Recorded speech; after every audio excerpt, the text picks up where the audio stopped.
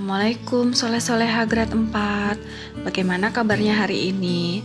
Semoga kita semua selalu dalam keadaan sehat ya.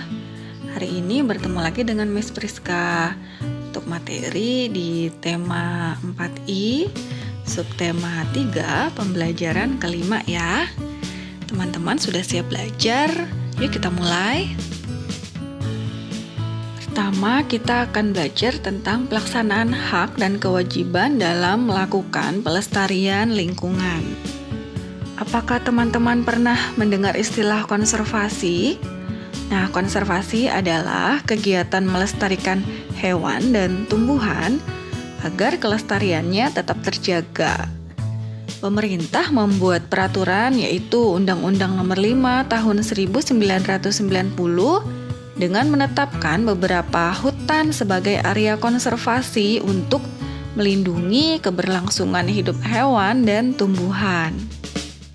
Nah, dalam upayanya memenuhi kebutuhan hidup, manusia melakukan kegiatan ekonomi dengan memanfaatkan sumber daya alam di sekelilingnya.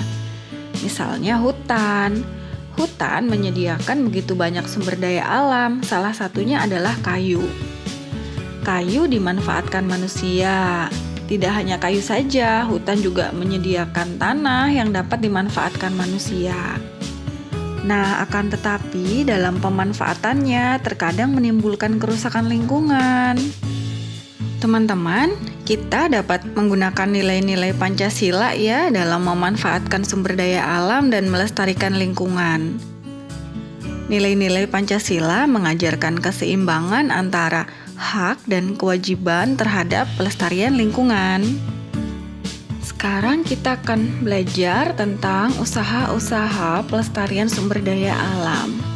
Teman-teman sudah mempelajari bahwa sumber daya alam yang ada di lingkungan kita perlu dimanfaatkan secara bijak ya. Selain itu, sumber daya alam tersebut perlu dilestarikan agar ketersediaannya masih dapat dimanfaatkan oleh generasi berikutnya. Teman-teman, hal yang tadi sudah kita bahas merupakan contoh hak dan kewajiban manusia terhadap sumber daya alam di lingkungan sekitar ya. Nah, sekarang kita akan bahas bagaimana usaha untuk melestarikan sumber daya alam. Priska punya contoh. Yang pertama, misalnya kita bisa mendaur ulang botol plastik bekas untuk dijadikan pot tanaman. Contoh berikutnya, kita bisa menggunakan energi alternatif seperti cahaya matahari untuk pembangkit listrik. Atau contoh yang selanjutnya, kita bisa menangkap ikan dengan jaring tradisional. Nah, untuk contoh yang terakhir, teman-teman bisa menanam kembali atau istilahnya reboisasi ya, dari lahan-lahan yang gundul.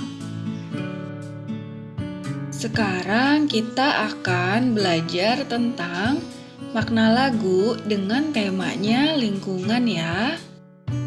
Setiap lagu mengandung pesan yang ditujukan kepada orang lain.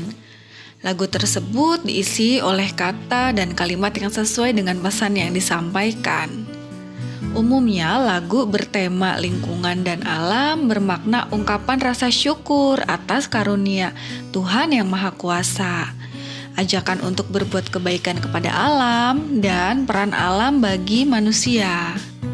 Beberapa lagu, misalnya lagu daerah dan lagu nasional, banyak yang bertema tentang alam dan keasriannya. Contohnya saja lagu Lihat Kebunku. Maknanya yaitu tentang keindahan lingkungan yang ada di kebun karena terdapat bunga berwarna-warni. Atau lagu Naik-naik ke puncak gunung. Siapa yang tahu lagunya ya? Lagu ini bermakna tentang keindahan gunung karena dihiasi oleh pepohonan. Teman-teman, materi kita sudah selesai. Semoga dapat dipahami dengan baik ya. Sampai bertemu lagi dengan Miss Priska di materi selanjutnya. Tetap jaga kesehatan dan tetap semangat meski kita belajar di rumah aja. Jangan lupa menerapkan protokol kesehatannya. Assalamualaikum warahmatullahi wabarakatuh.